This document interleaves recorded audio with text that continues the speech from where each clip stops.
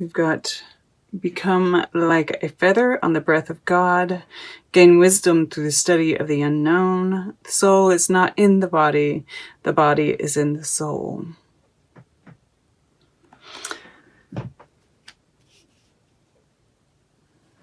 So that's telling me this is a very spiritual. All right, so, you know, I can't help it when I look at this. There's definitely somebody who is going through a Kundalini awakening watching this. For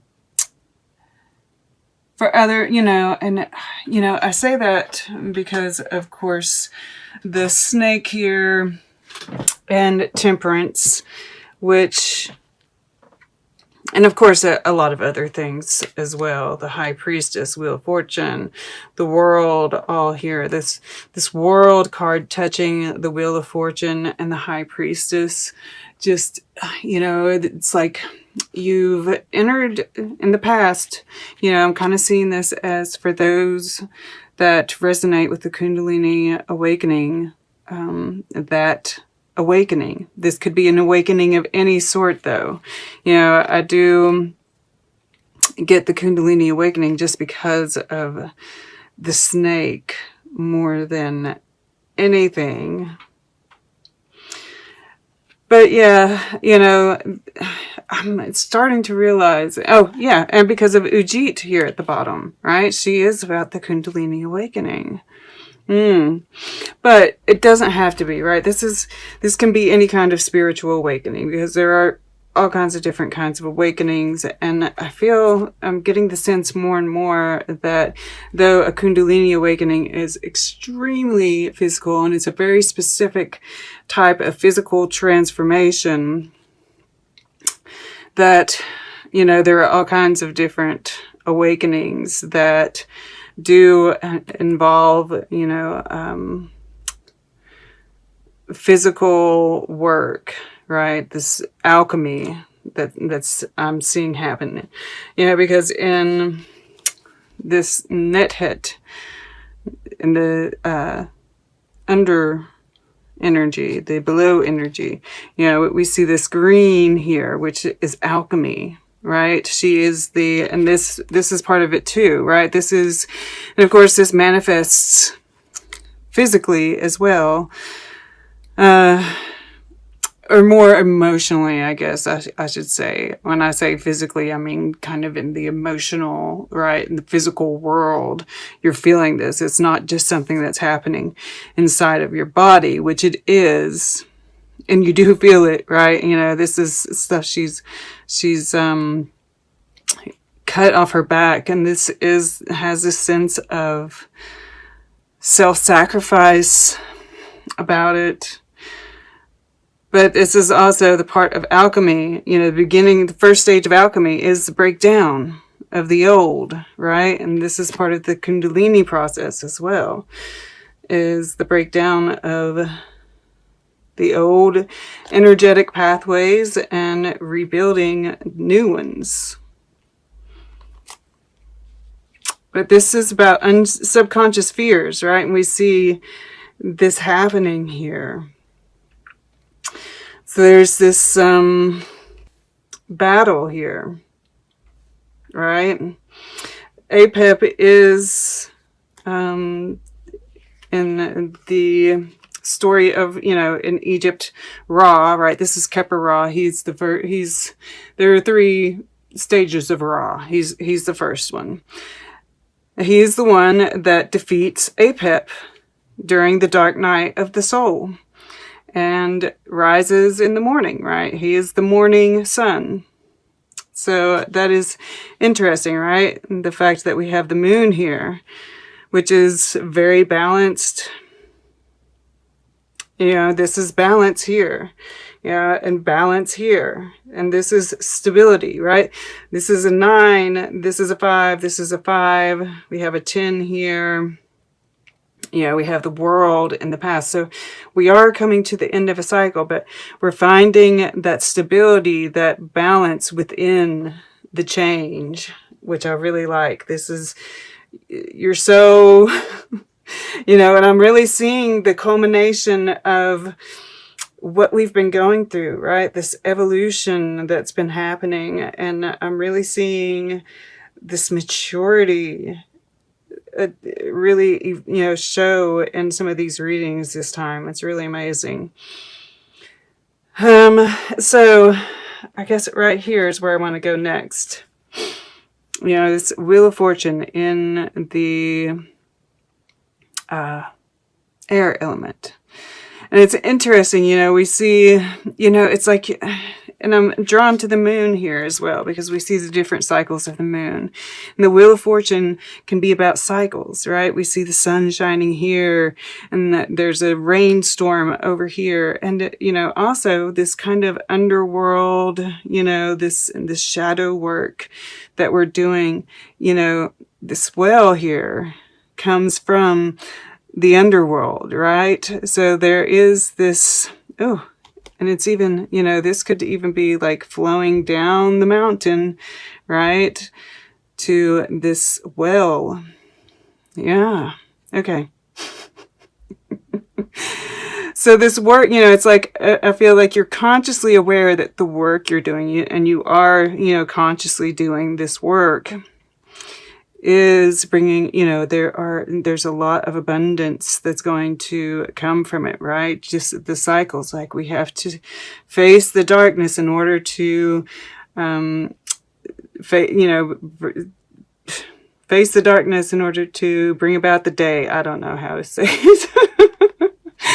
But, you know, and we see, like, you know, I feel like this is this sun being reflected here in this pool. And, you know, we see these people, right? Reflections of the past, right? This, once again, I feel like you're consciously looking at your past, right? The cycles, and breaking them, right? Breaking free of karmic cycles, paying attention to just the cycles in life, you know, whatever they may be. Whether this is like, you know, the moon cycle itself, or just, you know, signs that you get, right? Feelings that you get, because we see a lot of water here. And, you know, the High Priestess is here as well. You know, right below. And this is, you know, we see this rainbow here, which we don't often see with the High Priestess. And she's in this line of, with Temperance. And I love that we see this heart, because I do feel like, you know, this this is the heart chakra work. And I do think that, you know, this is showing up in the earth element. So this is something that you're feeling, you know, is happening very physically. You know, and this could be, you know, I have to say, it could be some kind of secret that, whether it's come to light already, or it is, you sense it, right? Because you are very in tune, right? So you could be sensing it. This could be your secret, right? This could be you not coming out about this newfound spirituality, right? You're keeping it to yourself. But with this rainbow here sitting next to Temperance, there is this sense of, once again, the alchemy. And we see this, you know, fire in her belly, and then the water, right? That balance between the masculine and the feminine. And once again, that temperance energy. And having, you know, of course, with Temperance, yes, there's the alchemy part of it, but also the patience. I feel like the patience with the cycle, you know, knowing that the cycle has to end, and just, learning how to play, how to, keep your eye. It's like I was talking about in the intro, keeping your eye on that one goal and kind of balancing as things change, but staying playful with that. Become like a feather on the breath of God. And there is, gain wisdom through the study of the unknown. That's perfect high priestess, and I do think that, that's part of this world you stepped into. You have started like some esoteric studies. But this secret being kind of in this line with this Dreamer 3, and it's entitled Soul Loss. But, I don't like that title, because I don't think we can lose our soul. I do like the visuals in this, though. I do, because I think, part of healing the heart, when our heart gets torn out, right, when we experience heartbreak, that feeling of emptiness is a part of the healing, right? We have to open up that space. If we don't feel that, then it's not open, right? That emptiness is kind of proof that we have an open heart. And I feel like these birds, I always see the crows as spirit guides, right? Helpers. Of course, if you see it that way, right? If you're afraid of crows, if you've got bad association with crows, they're probably not there to help you. But I do, and I even see, look, he's even got a heart shape right here. They're eating the heartache, right? This is part of this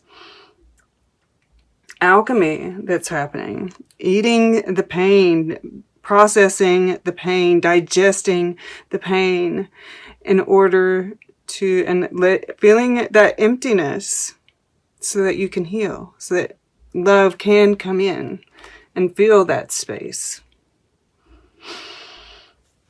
And then we have the Maker Queen. And I love this Maker Queen.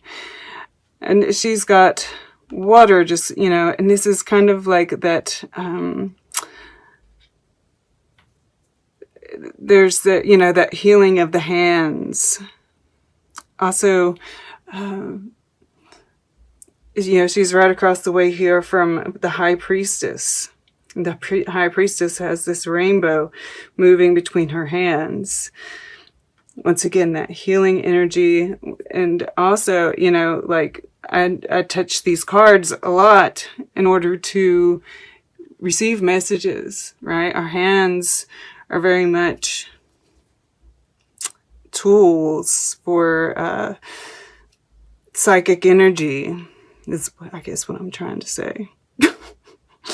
Mercury, guys. And that's another thing. Mercury is retrograde in Scorpio, right? There are going to be a lot of memories surfacing for us to heal. So this could very well be a part of that.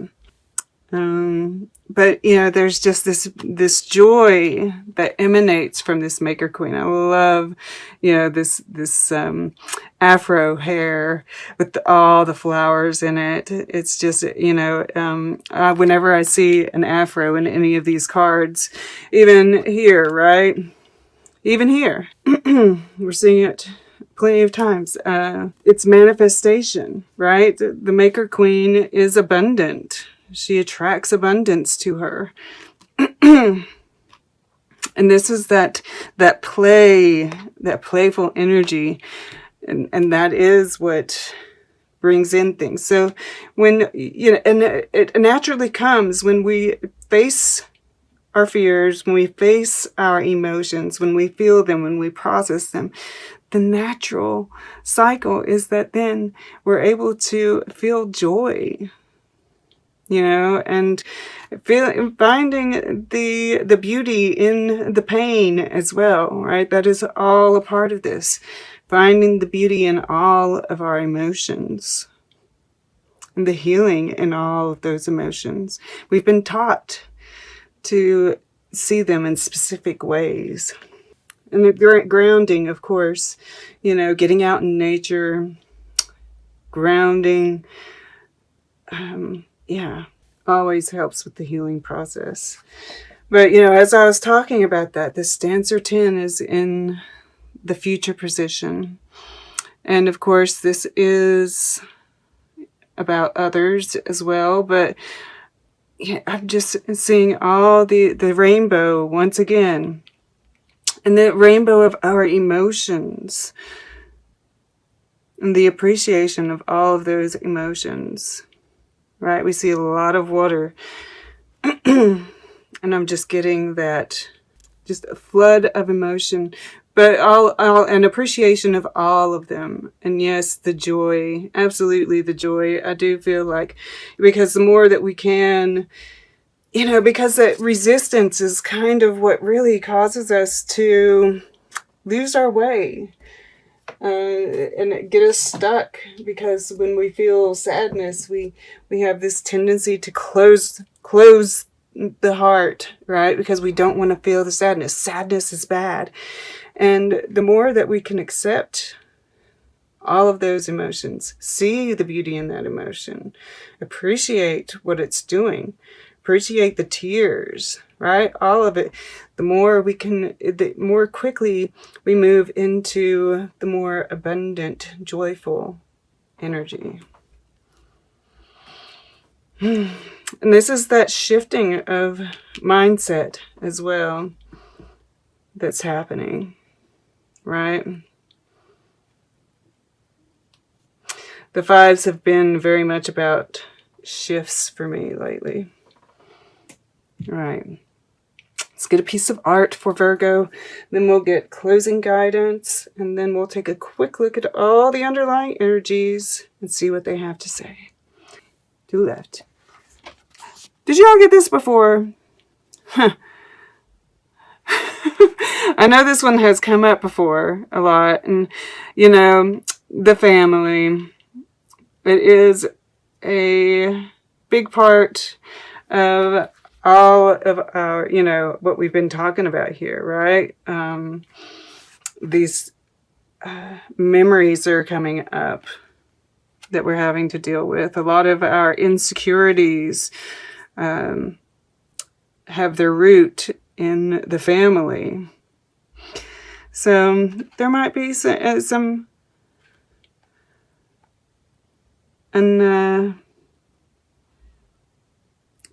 unenjoyable.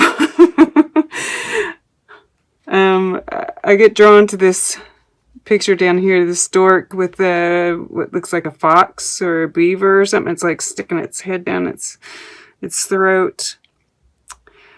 And, you know, that's like the ibis, right? Egyptian. Thoth. Thoth is the ibis. Tahuti.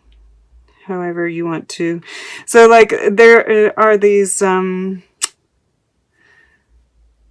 know, I don't know what this is, but it's some kind of battle too. And I'm just getting like, you know, a lot of this stuff, you could even go back to Greek mythology, you know, myths, and just all that gets played out, right? It's all about family.